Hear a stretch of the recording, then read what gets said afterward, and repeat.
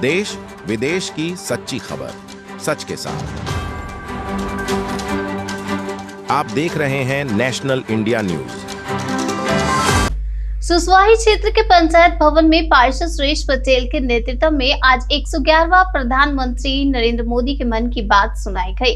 पार्षद सुरेश पटेल ने बताया कि इस बार प्रधानमंत्री ने मां की बात में योग के विषय पर चर्चा की और बताया कि योग एक दिन का कार्य नहीं है, इसे रोज करना चाहिए जिससे कि आदमी निरोग रहेगा। और उसके बाद प्रधानमंत्री ने T20 वर्ल्ड कप जीतने के लिए टीम इंडिया को बधाई दी। बोले, आज का यह इंडिया नया इंडिया है और आने वाले रथ यात्रा मेला के लिए लोगों को शुभकामनाएं भी दी गई। देखिए, सबसे पहले तो मैं आपके माध्यम से माननीय प्रधानमंत्री को बहुत बधाई देना चाहता हूं कि तीसरे बार उन्होंने प्रधानमंत्री की शपथ ली और वो मेहनत से काम करें, देश को आगे ले जाएं। और जैसा कि मन की बात है तो चुनाव आचार संहिता से पहले मन की अब फरवरी में आखिरी बात हुई थी, उन्होंने मन की बात किया था।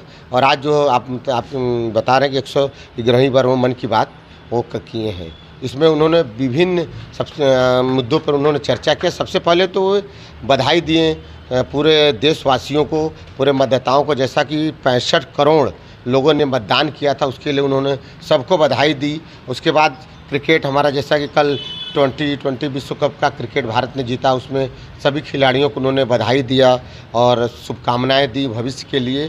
साथ ही उन्होंने जो है कि विभिन्न मुद्दों पे बात किया, जैसे ओलंपिक का जो शुरुआत होने जा रही है, ओलंपिक गेम के पर उन्होंने विभिन्न मुद्दों पर उन्होंने चर्चा किया।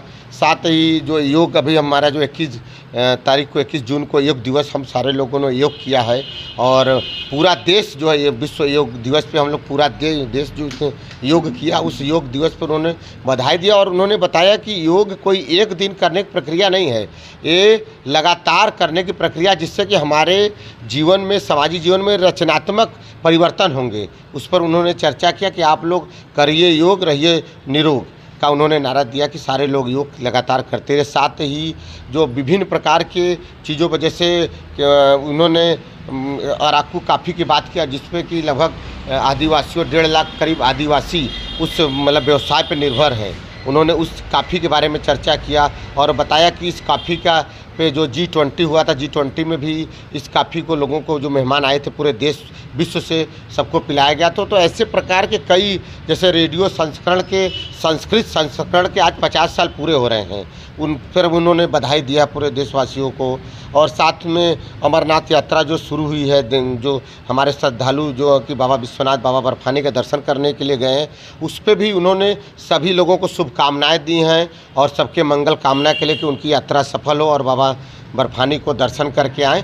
तो आप समझिए कि माननीय प्रधानमंत्री जी की सोच देखिए कि वो छोटे छोटे चीज़ों को खोज के, जो देश के, जैसे हम लोग तो जान ही नहीं पाएंगे, ऐसे पूरे चीज़ों को विश्व, जो हमारे भारत में साथ साथ विश्व की जो चीज़ों को, जो मतलब एकदम ज़मीन से जुड़े हुए चीज़ों को खोजते हैं और अपनी मन की बात में करते हैं, ताकि लोग जानें इसको कि हमारे देश में ये सारी विभिन्न चीज़ों, चूँकि हमारा देश विभिन्नताओं का देश है, तो इस सब सारी चीज़ों को मन की बात में आज माननीय प्रधानमंत्री जी ने बताया। और हम लोग मेला भी आ रहा है, उस पर भी उन्होंने कुछ चर्चा की है। जी, रथ यात्रा का मेला। हाँ, रथ यात्रा पर उन्होंने भाई अभी तो उन्होंने जय जगन्नाथ का पूरी यात्रा पर भी, जिस दिन शपथ ग्रहण था उस दिन पहले, जिस दिन अपने सभी सहयोगियों के साथ मीटिंग कर रहे थे, जिस दिन वो नेता चुने गए थे, उस दिन भी उन्होंने जगन्नाथपुरी का, भगवान जगन्नाथ का नाम लिया था। लगातार सब मतलब माननीय प्रधानमंत्री जी की जो सोच है कि कोई, चाहे वो ज़मीन से जुड़ा हो चाहे ऊपर की चीज़ें हो, किसी चीज़ को नहीं छोड़ते हैं।